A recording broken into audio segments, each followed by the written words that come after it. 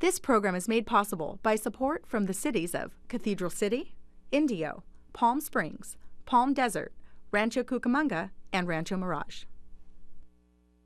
Hey everyone, I'm Joel Greene and welcome to Curiosity Quest Goes Green, the show that explores what you, the viewer, are curious about. Now today, our quest letter came to us from California. William wrote, "Dear Joel, I'm curious, what happens to all the light bulbs that we use?" And we got a letter from Ohio. Kenji wrote, "Dear Joel, how do they recycle glass and turn it into different things?" Well, because of you guys, we made our way out here to Fort Worth, Texas, where we're gonna find out how they take all these light bulbs from our house, from our schools, from stores, crush it all down, recycle all this glass, and we're gonna turn it into something very unique. So let's begin today's Curiosity Quest Goes Green.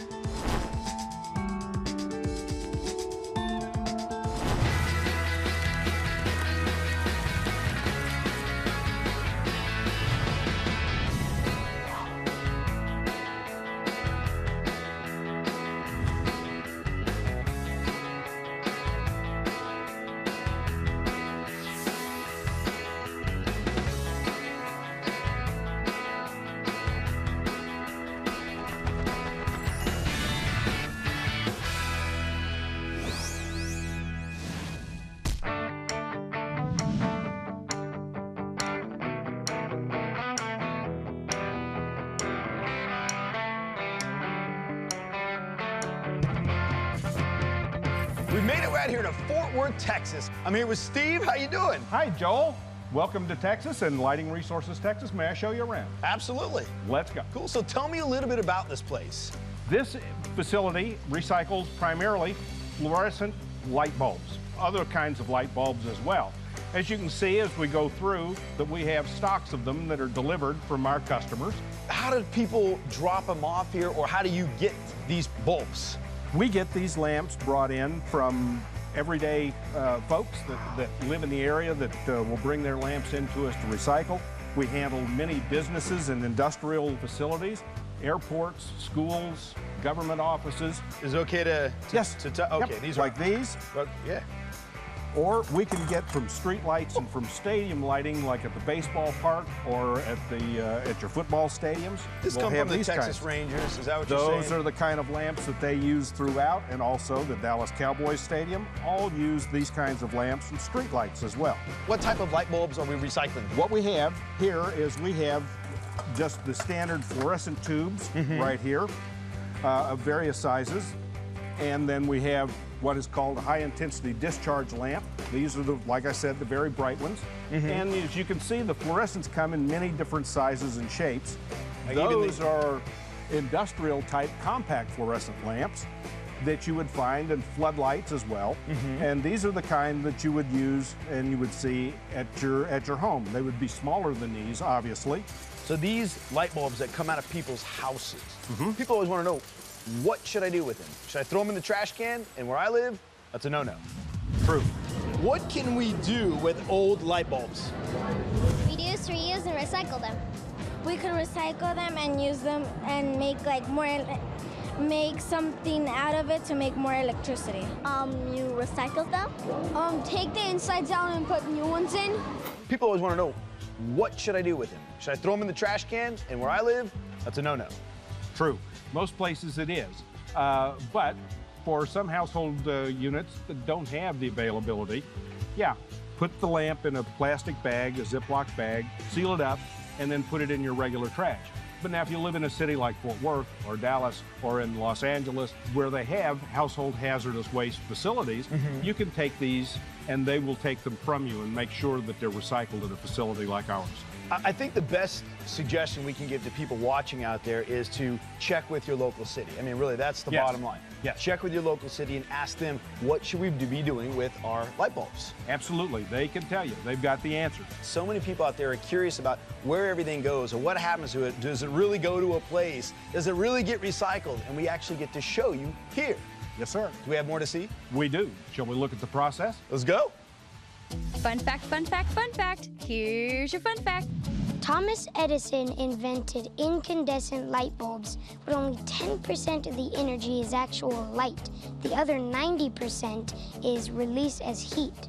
So you guys take all the mercury and the metal and everything out of them, and what do we do with them? Yes, sir. We're able to run our lamps through a process machine that actually breaks the lamp once it's inside a controlled environment, separates the materials, cleans it up, and we're able to recycle all the materials that come from it. Wow, and we're gonna see that here today. Yes, sir, we are. Well, is that where we're heading? We're heading that way right now. All right. Wow.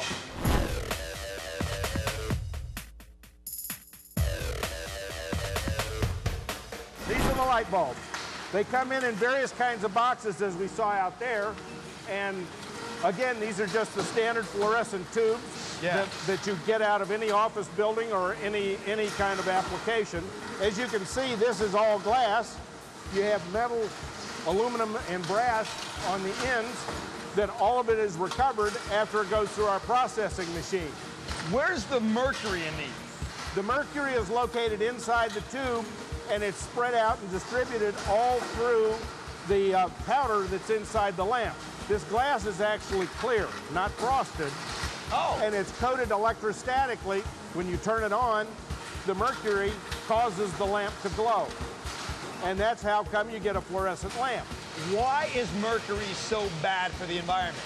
Well, mercury is in its elemental and divalent form. There's a number of kinds of mercury, but over time it changes. When it changes, it becomes really hazardous to human and any other kind of life form. It's toxic and it kills nerve cells. It gets in the water, seeps down in the water too. It does.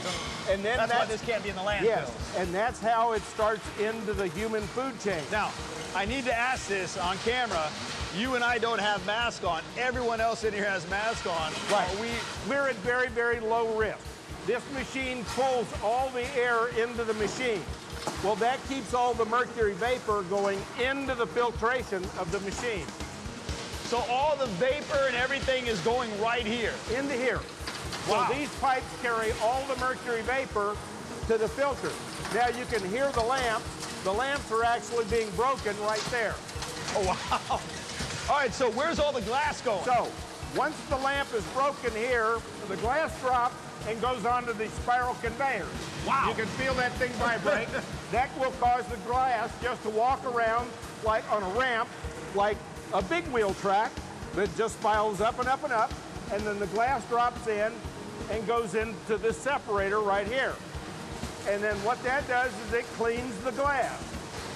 And then what's behind us over here? Again, the glass drops onto another vibrating conveyor. Yeah. Goes up, drops through right here, and this is a magnet. Oh. This picks up the metals that are in the glass and separates it out. You can see that the metals drop out. Oh, wow. Just pulling it all off right there, huh? At the very end, we wind up with the glass, and as you can see, instead of being white now, the glass is quite clear. Wow. And this is ready to go out to recycle. In that very short assembly line, we've taken a full tube of glass, broken it, removed all the mercury from it, separated the glass, the metal, what else? Plastics. And the plastics.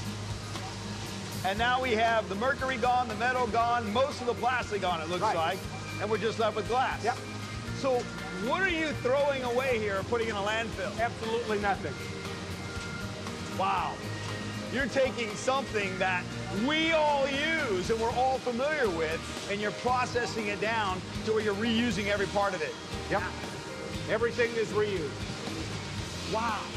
It's amazing because we hear all the time about keeping this stuff out of your landfill, and you're demonstrating for us part of the reason why, because you have another purpose for everything. Yep. Now we should take these glass and go make something with it. There you go. Cool. I appreciate the time, Steve. Thank you very much. Thank you very much for being here. Cool, thank you. All right, let's go. How do you recycle your glass light bulbs? We put them in a bag, and then we carefully put them in the recycle bin, and they recycle them. You put in your recycling bin, and then the recycling truck comes and take it to the recycling center and recycles it for you. Throw it in the glass section of a recycling plant. You put them like in a plastic bag, but make sure you don't break any. we've made our way over to the city of Capel, and I'm here at Glass Recycling with Tim Whaley. Tim, how you doing? I'm doing great, man. It's great to see you. Well, thanks for having us. Tell me a little bit about Glass Recycled first. Well, Glass Recycled started with the concept of taking materials that we discard every day. We think about bottles, we think about mirrors, we think about automobile glass, we think about a lot of things that we don't have any use for once it breaks. It goes to the landfill. Yeah. Well, the meeting when I came up with was the idea of why not use that glass in an epoxy setting and be able to create hard surface materials from it. So we brought you over a big bale of light bulbs. What we have here is really kind of a really cool, innovative recycling effort. This glass does not break down for centuries. You get a second, I want to show you another process, another aggregate that we actually taken in over the last 4 years. And what you're looking at here is crushed porcelain. Toilets. Toilets, exactly.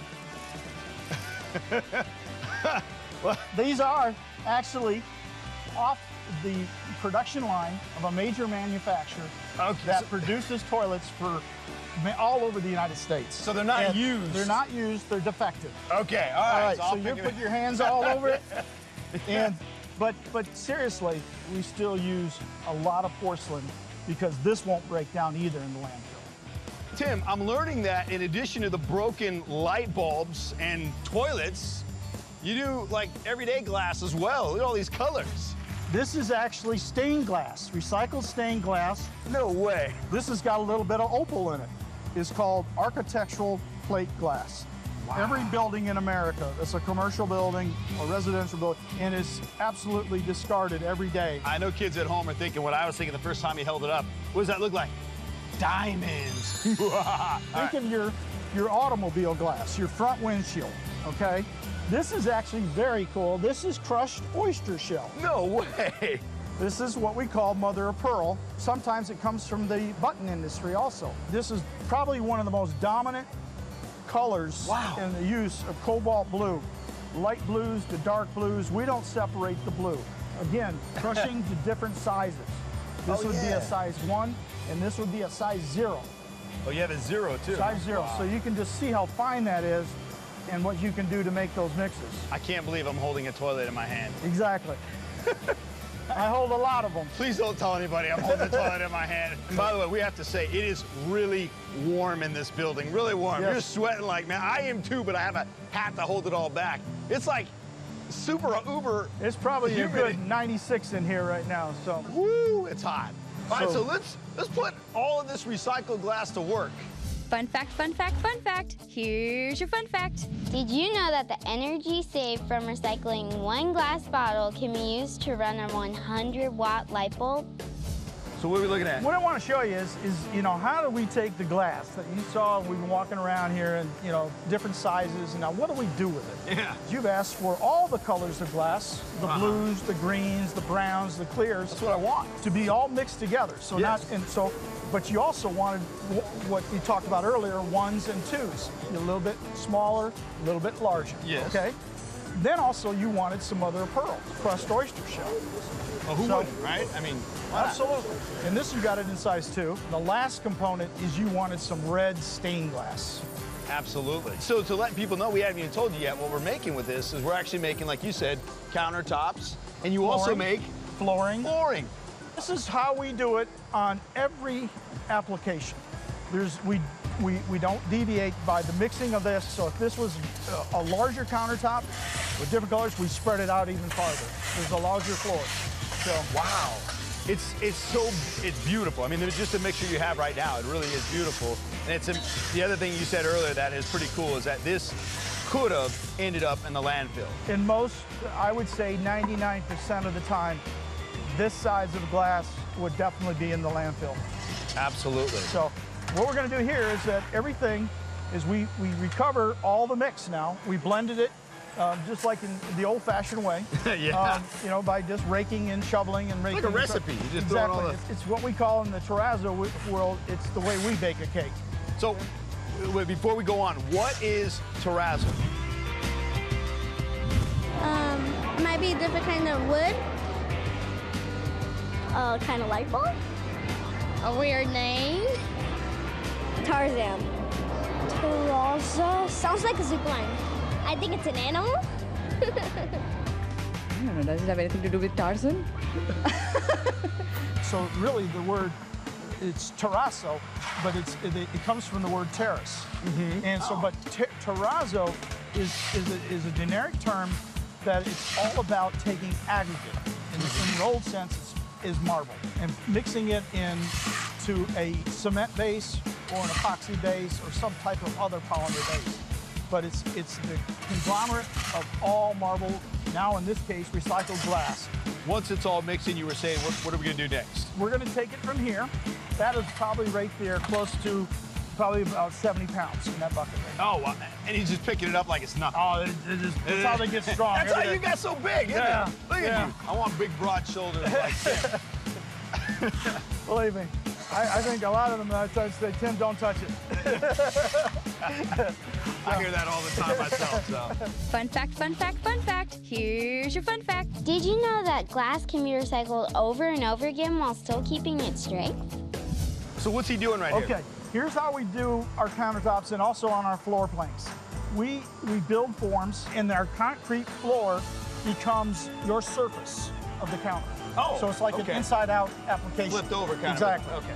What we're doing now is we're using wax, and the wax allows it to be a buffer. It allows the resin and the mix not to stick to the concrete. This is just like baking. I mean, it really is. I mean, we're taking... Exactly. Instead of putting wax on the bottom so the cookies don't stick. Wow. Exactly. We put tape sometimes because the concrete has little spalls in it. So we don't want the epoxy to fall down in the so we want it to be as smooth as possible. When we take one up, and we'll show you how smooth it can be. This is actually the beginning of the pour. We put in this barrel here, we put your bright white A-side resin. Okay. It looks just like paint. The other thing I really like about what we do, and again, it's all about the environment, is that there's no fumes. If you were, I was gonna say, I don't smell there's anything. nothing. With the epoxy that we use, it's very clean. Anybody can come around and actually see it. And we encourage people, architects, designers, Actually homeowners, see to come what you're doing. and see what we're doing. We only make as much resin as we're going to put into this form here. Okay. Reason why is because once we put the hardener in and we start blending, we have probably no more than about 15 minutes 15 minutes. to work with this. This Okay. is your big blade. So, wow, that's quite a blender. And then from there, we'll start bringing the glass into it. Oh, so you're actually going to mix the glass in here? here. Oh, I thought we were going to like put it on top. No, it's all going to go in there. Okay, now that's interesting because all the glass disappeared. Right. Is it all on the bottom? It's all in. You're going to get heavier right now. It's mixed. That pigment is 100% solid, so it encapsulates it all the way around the glass.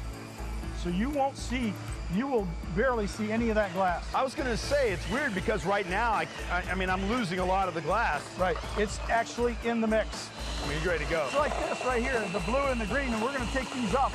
These were made with your fluorescent light bulb. Oh, these are, okay, Yeah. cool. So we're going to take those up after we pour this, and we're going to grind that down, and you're going to see some of your light bulbs. Awesome. How can you mix glass together? Mix them up and then glue them together. Maybe you could squish them up, or maybe put in metal. You could stick them in one box, melt them, and then just freeze them. With a machine that melts it and then like makes into goo. You have to melt them down and then put them in the same jar. Probably put it in a blender. We're going to take off the surface of the epoxy to show the glass that's in these completed pieces. Is it really a diamond head? That is a diamond head abrasive. Wow. And these are our light bulb ones. These are light bulb ones. Wow. And what's amazing is, like you said, this is on the bottom side anyways, right? Right, this is your bottom side. Right, this isn't even the top yet. We're going to grind the top over here later. What you're seeing right now is you're starting to see the glass. Yeah. The big chunks, okay? This has got glass. This is the porcelain. Oh, we have light bulbs and toilets. Light bulbs and toilets And a countertop. in a blue color. And a blue cup. So we're gonna go ahead and take some of this off. Some now, of this huh? off now too. Now, underneath it's not green, is it? Yes. Oh, it is? Yes. It's green all the way through. Oh, so the whole epoxy used white over there. Right. You use green and blue over here. Right. Now this looks like the glass is a little bit thinner over here. Exactly. There's more glass in here than in that. We did 50% of that is the toilets, and 50% of that is the bulbs. And this is 100% light bulbs. Fun fact, fun fact, fun fact. Here's your fun fact. If every American replaced one light bulb with an Energy Star light bulb, we would save enough energy to light 3 million houses for a year. This is, I want to show you here, is we've already ground this surface on the top. Okay. All right? Now we're going to take this mold out. We're going to show you what your top is going to look like on the backside. So he's just popping them off and then... Yep. Oh, See there how- we go, it see how- moved. See how fast it moved? Yeah. Now there's your surface. Okay, now, Okay. I hate to tell you, Tim, that looks like an ordinary surface. This little piece is done in the mixing and the pouring and the troweling and the curing right here. We're going to take this into our next stage, which will be the actual grinding down of that surface to showcase the glass, and then we're going to start polishing with diamonds. And this is your surface now, so we're taking this down. That's amazing because you can see them like right away. Yeah. Okay, now I believe you. I was doubting that the glass was in there. I see some other samples over here. Right. What you've got here is kind of cool. And all these are different colored resins, okay? All you see here. This is actually a sand dollar resin. This has got your brown glass and also your real fine porcelain or your toilets in that one. Do people know that there are toilets in their countertops? We're telling them every day. Oh, okay. Every day. Here, this one is actually done in what we call a summer wheat resin, a little bit darker. This has got crushed porcelain again. Okay. A little bit of water gives you a little bit of color, so you can see exactly what's going on. Oh my goodness, what a difference. This one's got your porcelain and your brown bottles in that one also. This one here, this is a reliable white color. It's a little bit off-white. This has got your crushed porcelain, your mother of pearl, some mirror, and some mixed plate glass. This one is all mother of pearl. All crushed oyster shell in a black resin. And a black resin. Wow, look at how, listen, that looks brilliant. I'm impressed. That is so cool. This is done in an alabaster resin with your green bottle glass, your porcelain, and also some of your clear glass. That is so cool. Wow. This one we call what we call confetti. It's almost like candy. It looks like you want to just pick it up and eat it. This has got 3 of your stain colors that we talked about: your orange, your red, and your amber, and some clear glass in that. Wow. How long does it take to make a countertop? Probably like a month and a half, because that's a really big countertop. An hour? 10 minutes? Probably 1 or 2 months. A week? 4 days. 5 hours. This feels like a really, really smooth countertop or floor, whatever it is. This is 100% clear bottle glass in sizes 1 and 2, done in a bright white epoxy. Now, how long will it take to, will they be polishing this? This is just by experience of going how long they spend going across. There's no way to hurry this up. Yeah. Because it's just putting pressure. We kind of do it our old way. Is, these are weighted machines, but these guys have created their own weight. Oh, these things on top right here are weights? Yeah, that is a bag. You can pick it up. It's a bag of glass. That's a big bag of glass. So you can play, Oh yeah, back and medicine forth. ball. Yeah. It's a medicine ball. Guys, you know what a medicine ball? Ask your parents. They used to play with it in high school. Yeah. Ugh. Not so heavy. I'm ready to go. Whoa, okay, wait, a little too fast. Oh, there we go, okay. Looks like I'm just, okay, I'm moving too fast. Moving too fast. You know what? I'm gonna leave it to the pros, otherwise you're gonna get like it's gonna be shaped like that. You don't want that. At the end of the day, you want to be able to say, okay, all that mixing and all that grinding and all that polishing, what is the end result? What are we looking at? What are we feeling? Does it work in our kitchen, in our palette? Every one of these has a unique look to it and has a different colored epoxy resin binder. This one particularly is a bright white resin with your cobalt blue and green. Yeah. This one is done in what we call a sand dollar resin, and it's got all your crushed toilets, 100%. Right here. Crazy. And this one is your automobile glass on the side of your car. That's what that charcoal look is. And then it has mirror, and this is done in an oyster gray kind of color here. So, and then, of course, the light bulbs that we came here with, right, making a table out. Absolutely. Well, the whole idea is any glass particulate that you can think of or where it comes from, we can make something from it.